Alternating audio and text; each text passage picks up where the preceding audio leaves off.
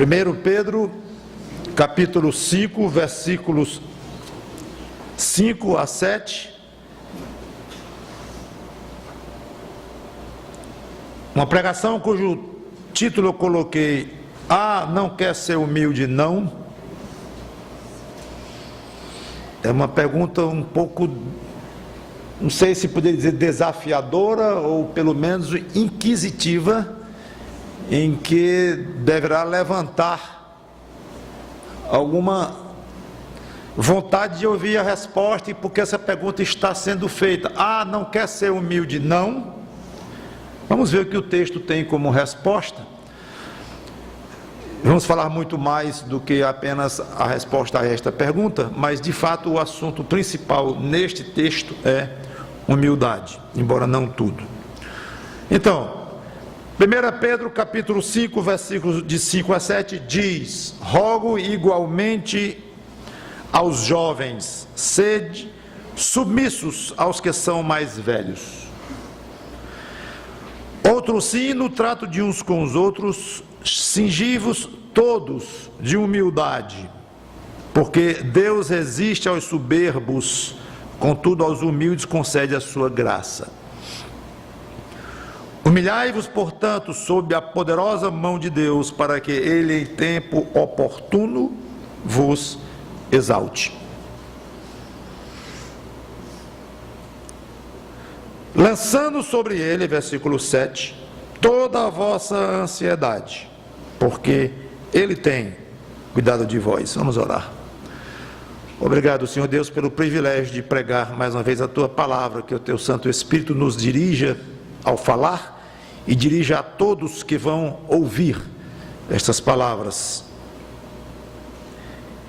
Que o conteúdo deste pequenino trecho das Tuas Escrituras não seja perdido ou estragado, deturpado pela minha pequenez, pela minha limitação. Ao contrário, que Tu me dês o privilégio de jogar algumas ênfases, focalizar em pontos importantes, e que possa ser então um motivo até de mais compreensão deste texto do que antes, e ser com cada um que vai ouvir. Em nome do Senhor Jesus Cristo, te peço, te agradeço de antemão. Amém. Pedro está já rumando para terminar a sua carta, e ele agora se dirige rapidamente ao último grupo específico, que ele já tinha falado para maridos, esposas, servos, senhores. Cada um nós tratamos no devido tempo. E agora o último grupo específico a quem ele se refere são os jovens. Agora, uma frase só, uma recomendação muito curtinha, forte, muito forte, mas curta. Logo depois ele abre para os crentes em geral. Parece que só a primeira parte do versículo 5 é que se dirige aos jovens. Dali em diante ele vai se referir a todos. Ele tem apenas então, desta hipótese, uma recomendação, e somente uma, aos jovens.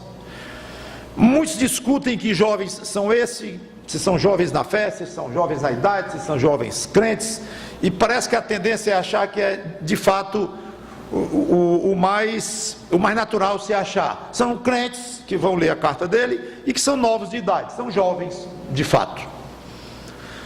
Parece que é esta a intenção de Pedro. Ele apenas quer uma coisa para os jovens: sede submissos aos que são mais velhos.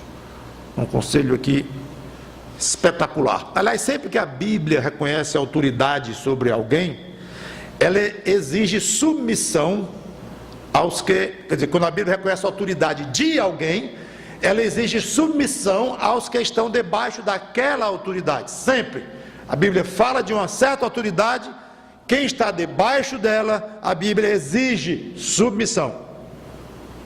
Nunca esqueça isto.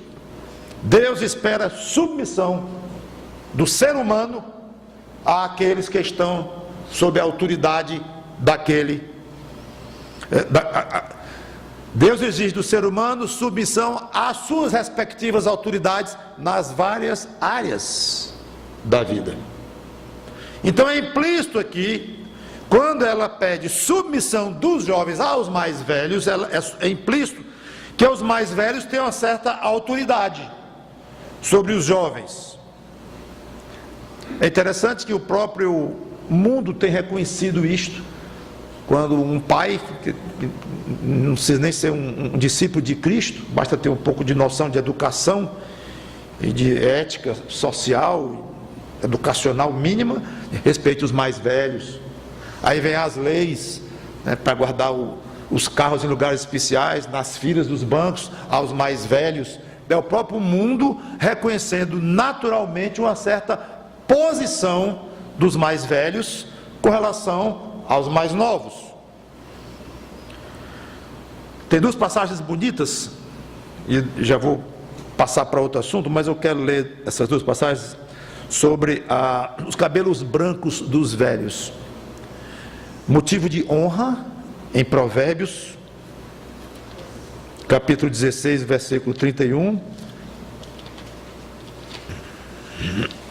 diz assim, não quiser ir até lá, pode deixar que eu leio, Provérbios 16 a 31, coroa de honra são as cãs. Eu só lamento a tal dessa palavra cã, que ninguém usa, né? Mas a nossa versão, revista atualizada que eu gosto de usar, usa, mas é uma palavrinha muito feia e que ninguém usa, desconhecida, cã, cabelo branco. Então, nas versões que modernizaram um pouco a tradução, tem coroa de honra são os cabelos brancos, significa simplesmente isso, cabelo branco. Coroa de honra são os cabelos brancos, quando se acha no caminho da justiça. Claro, cabelo branco. Um velho que insiste em ser um marginal, não vai ser motivo de honra não. Mas, naturalmente, se vê, até com mais facilidade, alguma honra, alguma experiência de vida da parte do mais velho. E fala da beleza dos mais velhos. Obviamente que a beleza da moça bonita, do rapaz bonito, da criança, é muitíssimo mais exaltada, porque a velhice rouba muito da beleza física que caracteriza a beleza da juventude. Mas a Bíblia vem e joga uma luz interessante sobre um aspecto belo do ancião, que é exatamente o cabelo branco. Provérbios capítulo 20, versículo 29, que diz: o ornato dos jovens é a sua força, e a beleza dos velhos as suas cãs, ou os seus cabelos brancos. Bonito isto.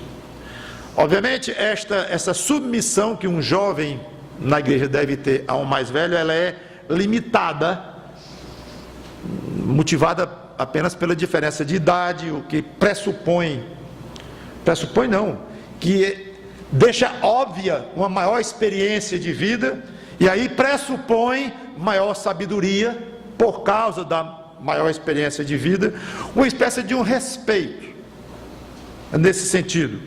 Essa autoridade é algo pessoal, inerente ao próprio ancião ou anciã, não tem nada a ver com a autoridade eclesiástica. Então, porque um membro da igreja tem 75 anos, 80 anos de idade, ele não se constitui numa autoridade na igreja eclesiástica, no sentido de se levantar no meio de uma reunião e dar uma opinião e ser considerada com autoridade que, por exemplo, o pastor tem, ou pastores, essa autoridade eclesiástica, independente até da sua idade. Então, essa autoridade aqui, que o mais velho tem, é uma coisa pessoal, inerente a si próprio, não é uma coisa que se estende à igreja como um grupo, mas é pessoalmente. Então, eu já quero encerrar essa parte dos jovens, com relação aos mais velhos, desejando que esta igreja prime pelo tratamento, pelo respeito, pelo carinho com que os jovens vão dar, continuem dando aos seus irmãos mais velhos, ao ponto até da Bíblia chamar de submissão. Muito bem, vamos para frente então. Voltando ao 1 Pedro, capítulo 5.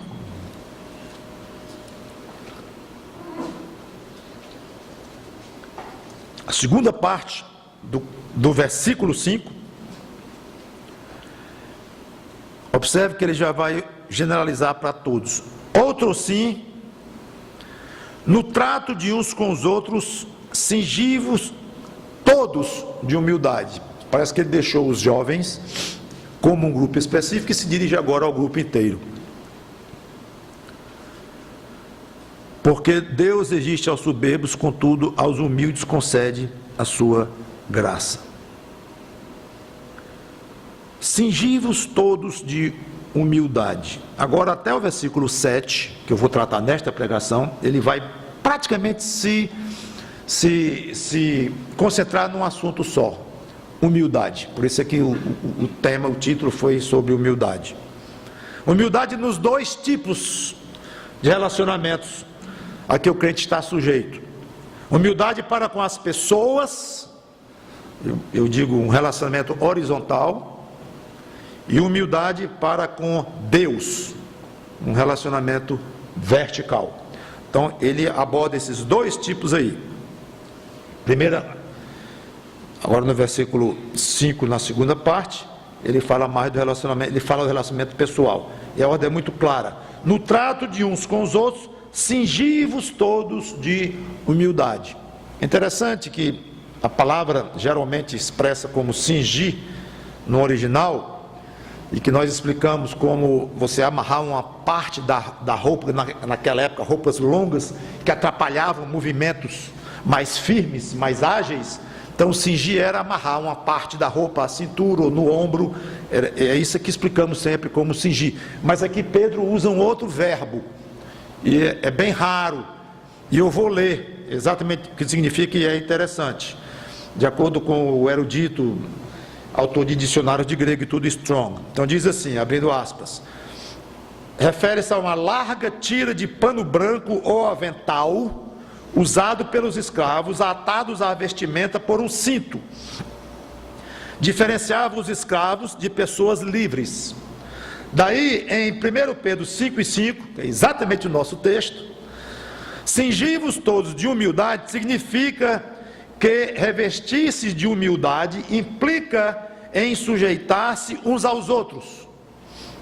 A palavra também se refere ao sobretudo que os escravos usavam para manter-se limpo enquanto trabalhavam, uma veste excessivamente humilde. Então, significa, cingi-vos de humildade sejam humildes no serviço de uns para com os outros. E a ordem inclui maridos, mulheres, servos, pastores, todos. Então, o marido é o cabeça da mulher? Pedro falou isso, Paulo falou isso, já expliquei isso aqui. Mas o marido deve ser, mesmo cabeça da mulher, humilde para com a sua mulher. Os pais são autoridades com relação aos seus filhos? São. Pois os pais devem ser humildes para com os seus filhos. Os pastores são autoridade na igreja? São, sem dúvida alguma, mas devem ser humildes para com todos, sem exceção, todos os da igreja. Os velhos, mesmo merecedores de honra e de respeito, com relação aos mais novos, devem ser humildes com relação aos jovens. Ninguém escapa da exortação de ser humilde para com os outros. E não é apenas uma questão que tem a ver com aqueles que estão investidos de autoridade. Qualquer um, mesmo que não tenha autoridade nenhuma, de nenhuma forma, precisa ser humilde para com os outros. Vale para todos. Tem muita gente que não tem qualquer autoridade funcional, pelo menos de um desses tipos que eu coloquei aqui, e não tem nada de humilde. Mas precisa ouvir esta exortação também. E Pedro explica o motivo, entre outros que certamente existem, mas ele quis destacar um. Você é humilde por quê, apóstolo Pedro? Se eu sou uma autoridade, por que eu vou ser humilde para aqueles que me devem submissão no exercício daquela autoridade que eu tenho? Por que eu vou ser humilde? É esquisito isso. Não vou ser humilde não. Se eu sou uma autoridade, não tenho nada a ver ser humilde com aqueles que estão